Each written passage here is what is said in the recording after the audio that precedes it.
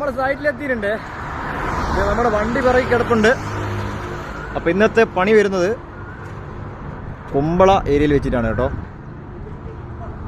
അപ്പൊ നമ്മൾ ക്രാഷ് ബാരിയറായിട്ട് വന്നതാണേ. ഇത് സാധനങ്ങളൊക്കെ തന്നെ ബേക്കിൽ ഇറക്കുന്നുണ്ട്. കണ്ടോ, മൊത്തം ഇവിടെ ഇങ്ങനെ ഇറക്കി വെക്കുകയാണ് കേട്ടോ.